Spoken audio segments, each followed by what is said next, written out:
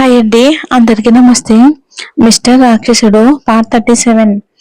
ఇంటి నుంచి ఆఫీస్కి వచ్చిన విరాజ్ మీటింగ్ ని సక్సెస్ఫుల్ గా కంప్లీట్ చేసి క్లయింట్ ని పంపించాడు. మీటింగ్ అయిపోయాక క్యాబిన్ లోకి వెళ్లిన విరాజ్ వెనక ఆకాష్ వచ్చి ల్యాప్టాప్ లో వర్క్ చేయబోతున్న విరాజ్ ని చూసి, బావా ఏం జరిగింది అంటాడు ఆకాష్ విరాజ్ ఫేస్ ని చూస్తూ. విరాజ్ నార్మల్ గానే ఏం జరిగింది అని అంటాడు. దానికి ఆకాష్ చిరుకోపంగా, బావా నేనేం అడుగుతున్నానో నీకు తెలుసు. గీత అంత సడన్ గా అలా ఎందుకు వెళ్ళిపోయింది? అసలు ఎక్కడికి వెళ్ళింది? నువ్వేం చెప్పి గీతని ఇంటికి తీసుకొచ్చావు అసలు అని ఆపకుండా అడిగి విరాజ్ వైపు సమాధానం కోసం చూడటంతో విరాజ్ కూల్ గా అక్కడే ఉన్న వాటర్ గ్లాస్ ని ఆకాష్ ముందుకు జరిపి తాగు అన్నట్టు చూడడంతో ఆకాష్ వాటర్ ని స్పీడ్ గా తాగి మళ్ళీ విరాజ్ వైపుకి చూస్తాడు ఆన్సర్ కోసం. విరాజ్ ఆకాష్ ఆరాటం చూసి, గీతగా పెళ్లి ఇష్టం లేదు ఆకాష్, అందుకే అక్కడెవరికి తన ఫీలింగ్ చెప్పాలో అర్థం కాక ఏమని చెప్పాలో తెలియక అక్కడి నుంచి వచ్చేసింది. అక్కడి నుంచి నర్సరీకి వెళ్ళింది. తన మైండ్ లో ఉన్న ఆలోచన అన్నిటికీ ఒక నిర్ణయాన్ని తీసుకురావడానికని ఒంటరితనాన్ని కోరుకుంది. ఇంక నేను గీతకి ఏమీ చెప్పలేదు ఆకాష్ అని అంటాడు. ఆకాష్ అదంతా విని, నువ్వు చెప్పిందంతా బాగానే ఉంది కానీ నీ ఫేస్ లో ఏదో తేడా తెలుస్తుంది అని విరాజ్ చేతివైపు చూడగానే రింగ్ కనిపించడంతో, బావా ఈ రింగ్ గీతది కదా, నీ దగ్గరికి ఎలా వచ్చింది అని అడుగుతాడు. విరాజ్ ఫేస్ చూడగానే విరాజ్ ఏం మాట్లాడకుండా సైలెంట్ గా ఉండడంతో దానికి ఆకాష్ ఆశ్చర్యపోతూ, అంటే బావా గీత నీకు ప్రపోజ్ చేసిందా అంటాడు ఆనందంగా. విరాజ్ ఆకాష్ ప్రశ్నకి చిన్న స్మైల్ ఇవ్వగానే ఆకాష్ ఆనందంగా విరాజ్ ని హక్ చేసుకుని, నాకు చాలా సంతోషంగా ఉంది బావా అని గీత కనిపించడం లేదు అనగానే నార్మల్ గా వెళ్లడం గుర్తొచ్చి విరాజ్ కి దూరం జరిగి, అంటే బావా నీకు గీత ప్రపోజ్ చేస్తుందని ముందే తెలుసా అంటాడు. తను నా ప్రిన్సెస్ ఆకాష్, తన ప్రతి ఆలోచన నాకు తెలిసిపోతుంది. ఇన్ని రోజులు నా మీద ఫీలింగ్స్ ఉండి కూడా అవి తెలుసుకోవటానికి తనకి కరెక్ట్ సిచ్యువేషన్ రాలేదు. మేఘన వాళ్ళ ఇంట్లో నువ్వు గీత సిచ్యువేషన్ చెప్పగానే నాకు అర్థమైంది ఆకాష్, గీతకి తన ఫీలింగ్స్ తెలుసుకునే టైం వచ్చింది అని అంటాడు విరాజ్. ఆకాష్ హ్యాపీగా ఫీల్ అవుతూ, నువ్వు ప్రపోజ్ చేశాక గీత నీకు ఏం సమాధానం చెప్పలేదని మేఘన చెప్తే నేను చాలా టెన్షన్ పడ్డాను బాబా, గీత ఎప్పటికి ఒప్పుకుంటుందో అని. ఇప్పుడు చాలా హ్యాపీగా ఉంది అంటాడు ఆకాష్. విరాజ్ ఆ రింగ్ ని చూస్తూ గీత మాటలు గుర్తు చేసుకుంటూ, మీ పేరెంట్స్ లాస్ట్ మెమరీ అని తెలిసి కూడా మరి ఇది నాకు ఇచ్చావంటే నీ మనసులో నా స్థానాన్ని ఎక్కడ ఉంచావో నాకు అర్థమవుతుంది బేబీ. నీకు వాళ్ళని మిస్ అయిన ఫీలింగ్ అస్సలు రాకుండా జీవితాంతం చూసుకుంటాను అని అనుకుని ఆకాష్తో ప్రాజెక్ట్ గురించి డిస్కషన్ చేస్తూ ఉండగానే గెస్ట్ హౌస్ దగ్గర ఉంచిన సెక్యూరిటీ నుంచి కాల్ రావడంతో అక్కడికి వెళ్ళిపోయారు. మార్నింగ్ ఫంక్షన్ లో ఏం జరిగిందో తెలుసుకోమని తన మనుషులకు చెప్పిన అసద్కి వాళ్ళు కాల్ చేసి అక్కడ ఏం జరిగిందో అంతా చెప్పారు. అదంతా విన్న అసద్ కోపంతో ఊగిపోతూ ఎవరికి చెప్పకుండానే తన మనుషుల కునాల్ని విరాజ్ ఉంచిన ఏరియా చెప్పడంతో అక్కడికి వెళ్ళిపోయాడు.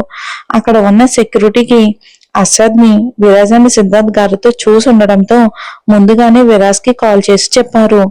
అసద్ ని ఎంత ఆపాలని చూసినా ఆగకుండా కొనాల్ని ఇష్టం వచ్చినట్టు కొట్టి పడేశాడు. విరాజ్ ఆకాశ్ వచ్చేసరికి సెక్యూరిటీ కంట్రోల్ చేస్తున్నా వినకుండా కొనాల్ని కొడుతున్న అసద్ ని చూసి విరాజ్ అసద్ అని బేస్ వాయిస్ తో పిలవడంతో అసద్ తనకి తెలియకుండానే ఆగిపోయాడు ఆ వాయిస్ కి. విరాజ్ చెల్లా చెదురుగా ఉన్న ఆ రూమ్ కొనాల్ పొజిషన్ చూసి అర్షద్ వైపు పరీక్షగా చూస్తూ, ఏం చేస్తున్నావు అర్షద్ అని అంటాడు. అర్షద్ ఆన్సర్ తెలుసుకోవాలి అని. అర్షద్ తనని తను కంట్రోల్ చేసుకుంటూ, వీడు గీత విషయంలో చేసింది నాకు తెలిసింది Viraj, how day to touch her with wrong intention అని మళ్ళీ మూలుగుతున్న కొనాల మీదకి వెళ్లేంతలోపే విరాజ్ మాటలకి అటువైపు చూశాడు. ఇందుకీ కొనాలు ఎక్కడున్నాడని నీకెలా తెలిసింది అంటాడు విరాజ్. నా సోర్స్ తో వెతికించాను అని. అయినా ఇలాంటి వాడిని ఇంకా ఎందుకు ఉంచావు విరాజ్ అని అంటాడు అసద్ కోపంగా. విరాజ్ కి తన ముందు ఎవరైనా వాయిస్ రేస్ చేస్తే అస్సలు నచ్చదు. కానీ అసద్ ని అబ్జర్వ్ చేస్తూ, వీడిని చంపించడం నాకు పెద్ద పని కాదు అసద్. కానీ ఏదైనా సిచ్యువేషన్ లో గీతకి ఈ విషయం తెలిస్తే తన వల్ల ఒక ప్రాణం పోవటానికి ఎప్పటికీ ఒప్పుకోదు గీత. తను ఆ గిల్టీ ఫీల్ తో ఉండటం నాకు అసలు ఇష్టం లేదు అంటాడు అసద్ ని సూటిగా చూస్తూ. అసద్ కూడా విరాజ్ మాటలు సరిగ్గా అనిపించినప్పటికీ కుణాల్ చేసిన దానికి కోపం తగ్గక అలాగే చూస్తూ ఉండిపోయాడు. ఆకాష్ కి మాత్రం షాకింగ్ గా ఉంది. అసద్ అంత కోపంగా మాట్లాడిన విరాజ్ మామూలుగానే సమాధానం చెప్పడంతో ఒక షాక్ అయితే అసద్ కళ్ళల్లో కనిపిస్తున్న ఫీలింగ్స్ ఆకాష్ లో అనుమానాన్ని కలిగించాయి.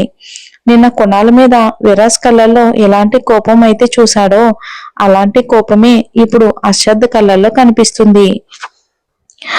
ఆకాష్ తను ఆలోచిస్తుంది కరెక్టా అని విరాజ్ వైపుకు చూడగానే విరాజ్ ఆకాష్ వైపు ఒకసారి చూసి తిరిగి అసద్ తో, it's late Asad, we have to move అని విరాజ్ కదలగానే అలా ఆలోచిస్తూ ఉన్న ఆకాష్ కోపంగా అసద్ ఇంటికి బయలుదేరారు.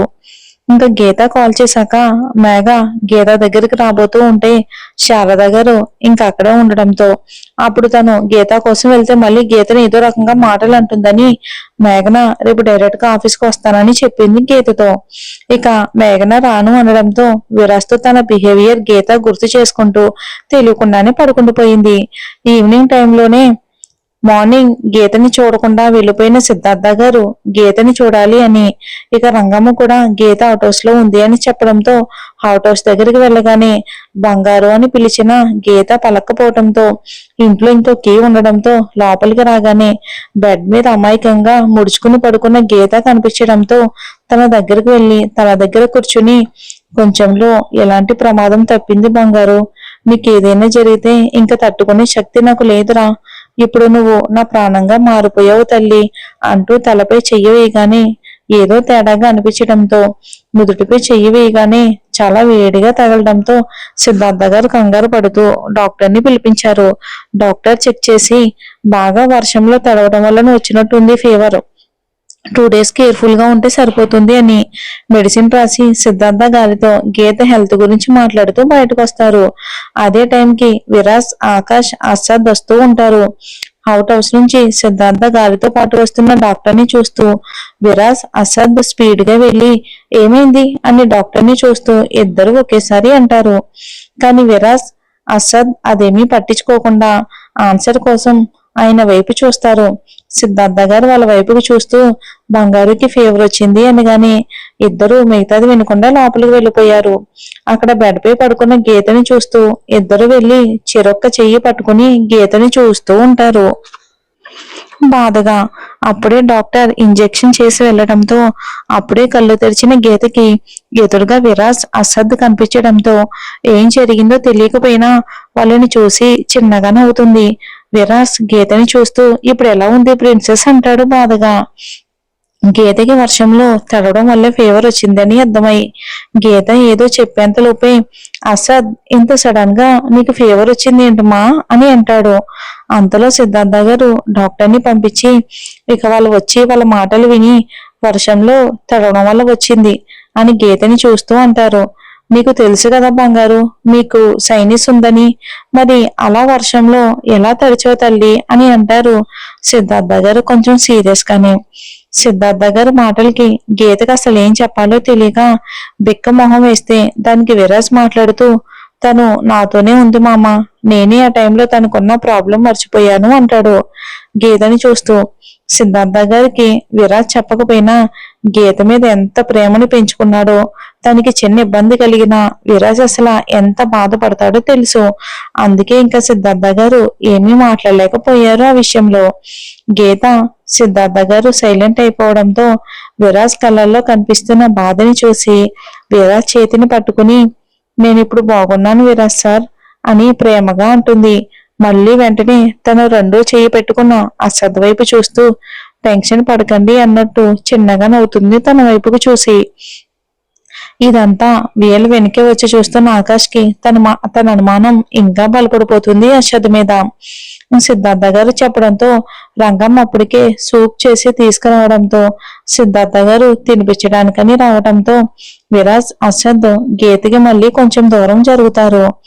గీత తింటాను అని ఎంత చెప్పినా వినకుండా సిద్ధార్థ గారి ప్రేమగా స్వయంగా తినిపించి టాబ్లెట్ వేయడానికని చూస్తే అవి వేసుకోవడానికి గీత పెట్టిన ఎక్స్ప్రెషన్ కి అసద్ సిద్ధార్థ గారు నవ్వేస్తారు గీతని చూసి. అంతలో అసద్ కోసం అక్కడికి వచ్చిన దర్శన్ కి విషయం అర్థమై గీతని నార్మల్ గానే పలకరించి ఢిల్లీ బ్రాంచ్ నుండి అర్జెంట్ కాల్ అని అసద్ ని బయటికి తీసుకుని వెళ్ళిపోయాడు దర్శన్. సిద్ధార్థ గారు గీత నవ్వుతో ప్రశాంతంగా ఫీల్ అయిపోయి తల నిమిరి సరే పద బంగారం అంటారు.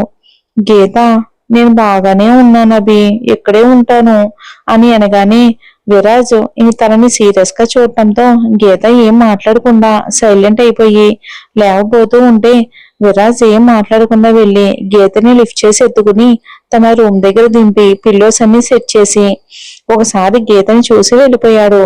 సిద్ధార్థ గారు ఆకాష్ గీత దగ్గర ఉండి తన నిద్రపోయాక కిందకి వెళ్ళిపోయారు. అంతలో ఫంక్షన్ కి వెళ్ళిన వాళ్ళు రావడంతో గీత విషయం తెలుసుకుని గీత దగ్గరికి వెళ్లి తన నిద్రపోతూ ఉండడంతో సైలెంట్ గా చూసి వెళ్ళిపోయారు. అందరూ కూడా డిన్నర్ టైం అవడంతో గీత అంతకు ముందే సూప్ తాగి ఉండడంతో విరాజ్ కోసం వెయిట్ చేస్తూ ఉంటారు డిన్నర్ కి అందరూ. కానీ విరాజ్ ని పిలవడానికి వెళ్లిన రంగంకి విరాజ్ ఆకలిగా లేదు రానని చెప్పడంతో లలిత గారు విరాజ్ రూమ్ కి వెళ్ళబోతూ ఉంటే సిద్ధార్థ గారు లలిత గారిని ఆపి విరాజ్ కి నేను తర్వాత పాలు తీసుకెళ్తానులే మీరు తినండి ఇంకా అనడంతో అందరూ సైలెంట్ అయిపోయారు. ఇంకందరూ డిన్నర్ చేసిన తర్వాత సిద్ధార్థ గారు విరాజ్ రూమ్ కి వెళ్ళేసరికి ఇంకా విరాజ్ అప్పుడే ఫ్రెష్ అయ్యి వస్తూ ఉంటాడు. ఇంక విరాజ్ సిద్ధార్థ గారిని చూసి కూడా ఏమీ మాట్లాడకపోవటంతో సిద్ధార్థ గారు చిన్నగా నిట్టూర్చి చిన్న నువ్వు కూడా నాలానే బిహేవ్ చేస్తావు అని అనగానే విరాజ్ సిద్ధార్థ గారి వైపు చూడటంతో నేను బయట ఎంత రఫ్ గా ఉన్నా కూడా మీ అత్తకి చిన్న ప్రాబ్లం వచ్చినా నేను కూడా నీలాగే బిహేవ్ చేసేవాడిని చిన్న. ఇప్పుడు నువ్వు బంగారు విషయంలో కూడా ఎలా బిహేవ్ చేస్తున్నావో అచ్చం నేను కూడా అలానే చేసేవాడిని మీ అత్త విషయంలో అంటారు. విరాజ్ సిద్ధార్థ గారి మాటలకి చిన్నగా నవ్వగానే సిద్ధార్థ్ గారు ఏం జరిగింది చిన్న, ప్రపంచాన్ని మర్చిపోయి బంగారం నువ్వు వర్షంలో తడిచేంతగా అని అడుగుతారు. విరాజ్ ఆ విషయంలోని జరిగిందంతా గుర్తు చేసుకుని కార్నర్ స్మైల్ ఇస్తూ గీత ప్రపోజల్ విషయం చెప్పగానే సిద్ధార్థ గారు ఆనందంగా విరాజ్ ని హక్ చేసుకుని కంగ్రాట్స్ చిన్న అని అంటారు. సో ఈ రోజు మీరు వర్షంలో తడవడానికి కారణం ఇదన్నమాట సంగతి. విరాజ్ ఇంకా మామూలుగానే ఉండడంతో చూడు చిన్న నువ్వేది కావాలని చేయలేదు, ఆ టైంకి అలా జరిగింది అంతే. నువ్వు ఇలా ఉన్నావంటే బంగారు మళ్ళీ నిజంగానే బాధపడుతుంది అని విరాజ్ కి పాలు గ్లాస్ ఇవ్వగానే నేను తర్వాత తాగుతాను మామ అంటాడు విరాజ్. సిద్ధార్థ గారు సరే అని గుడ్ నైట్ చెప్పి వెళ్తూ టీజింగ్ ఏదేమైనా నీ రింగ్ మాత్రం చాలా బాగుంది చిన్న అంటారు నవ్వుతూ. విరాజ్ దానికి బ్లష్ అవుతూ మామా అని అనగానే సిద్ధార్థ గారు నవ్వుతూ వెళ్ళిపోయి మళ్ళీ గీతను ఒకసారి చూసి ఆయన రూమ్ కి వెళ్ళిపోయాడు. అటు అర్షద్ దర్శన్ మాత్రం ఢిల్లీ బ్రాంచ్ ప్రాబ్లం గురించి డిస్కషన్ చేస్తూ ఉండిపోయారు. మరి ఏం జరుగుతుందో మనం వచ్చే ఎపిసోడ్ లో చూద్దామండి. స్టోరీ నచ్చితే లైక్ చేయండి, అలాగే మన ఛానల్ ని సపోర్ట్ చేయండి. థ్యాంక్స్.